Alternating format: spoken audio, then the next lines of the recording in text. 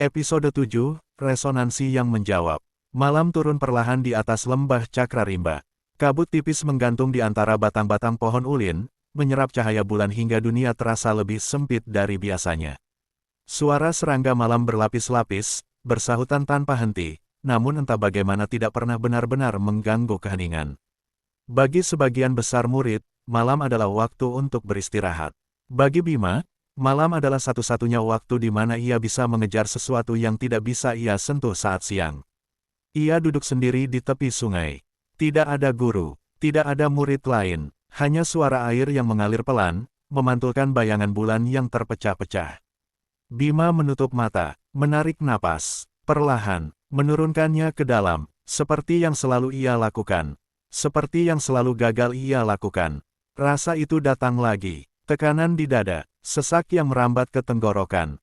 Seolah ada sesuatu di dalam tubuhnya yang menolak dibuka. Ia menahan, tidak melawan, tidak memaksa. Ia mengingat apa yang ia pelajari, bukan dari kata-kata, melainkan dari rasa sakit yang berulang. Ikuti, jangan paksa. Napasnya turun sedikit lebih dalam. Hanya sedikit, namun cukup untuk membuat sesuatu berubah. Di tengah rasa sakit itu, ada getaran, sangat halus, seperti denyut kecil yang hampir tidak ada. Bima membeku, ia tidak berani bergerak, tidak berani mengubah ritme napasnya. Ia hanya merasakan, getaran itu muncul, lalu menghilang. Ia mencoba menangkapnya, dan seperti sebelumnya, gagal, napasnya pecah. Rasa sakit kembali menekan, lebih keras. Bima terbatuk, tubuhnya membungkuk ke depan. Udara keluar kasar dari paru-parunya, membuat dadanya terasa seperti terbakar. Ia membuka mata, keringat dingin mengalir di pelipisnya. Masih gagal, namun kali ini, tidak sepenuhnya kosong. Ia menunduk, napasnya masih tidak teratur. Untuk pertama kalinya, ia yakin, ada sesuatu di dalam tubuhnya yang mulai menjawab. Malam itu, bukan hanya Bima yang merasakan perubahan. Di aula meditasi, beberapa tetua membuka mata hampir bersamaan. Aliran energi di lembah berubah. Bukan gelombang besar, bukan lonjakan kekuatan, melainkan riak kecil, seperti permukaan air yang disentuh ujung jari. Barusan, kau merasakannya, bisik salah satu tetua, yang lain mengangguk pelan. Ada yang mencoba membuka jalur, tapi tidak stabil. Masih mentah, namun, ada sesuatu yang berbeda. Percakapan itu berhenti saat sosok tua di ujung ruangan perlahan membuka mata. Tetua Surya, ia tidak langsung bicara, tatapannya tenang, namun dalam. Seolah ia tidak hanya merasakan perubahan itu, melainkan mengenalinya, bukan membuka, ucapnya pelan.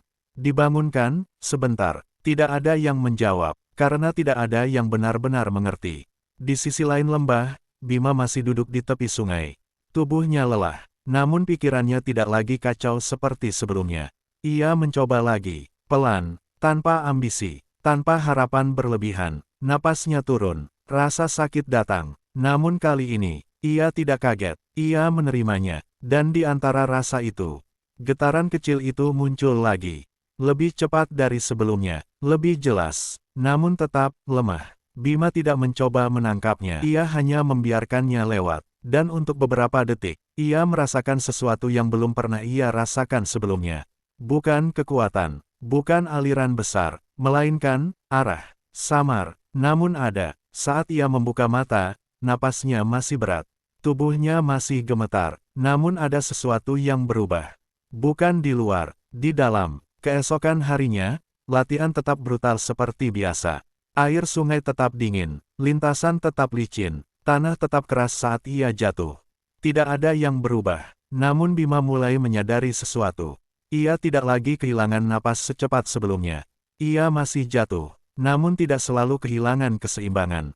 Ia masih kalah dalam latihan tanding, namun tidak langsung tumbang. Perubahan itu kecil, sangat kecil, namun cukup untuk terlihat. Bagi seseorang yang memperhatikan, Bayu, dalam salah satu latihan, pukulan Bima yang biasanya meleset, kali ini mengenai, tipis, hampir tidak terasa, namun cukup untuk membuat Bayu berhenti. Tatapan mereka bertemu. Untuk pertama kalinya, Bayu tidak langsung meremehkan. Ia memperhatikan, mengukur ulang. Kau berubah, ucapnya pelan. Bukan pujian, bukan juga ancaman, namun ada sesuatu di baliknya. Sesuatu yang lebih tajam, Bima tidak menjawab. Ia hanya berdiri. Napasnya masih berat. Namun kali ini, ia tidak menunduk. Latihan dilanjutkan. Dan seperti biasa, Bima tetap kalah. Tetap jatuh. Tetap terluka. Namun perbedaannya, ia tidak lagi hancur sepenuhnya. Malam kembali datang. Bima duduk lagi di tepi sungai. Mandau tua itu tergeletak di sampingnya. Masih sama, kusam, diam, seolah tidak pernah berubah. Namun entah kenapa, kali ini terasa berbeda. Ia tidak menyentuhnya, tidak mencoba apapun. Ia hanya duduk, menutup mata, menarik napas. Dan saat napas itu turun, getaran itu muncul lagi, lebih jelas, lebih dekat, namun tetap belum bisa ia kendalikan. Bima tidak membuka mata, ia tidak mencoba memahami, ia hanya merasakan, dan di dalam diam itu, sesuatu yang sangat tua, yang bahkan tidak ia kenal, seolah untuk sesaat, menjawab keberadaannya, singkat, hampir tidak nyata, namun cukup untuk mengubah satu hal penting. Bima tidak lagi berada di titik nol. Ia masih jauh, masih lemah, masih belum layak berdiri di antara yang kuat. Namun untuk pertama kalinya, jalannya mulai terbuka, sedikit, dan itu sudah cukup untuk mengubah segalanya.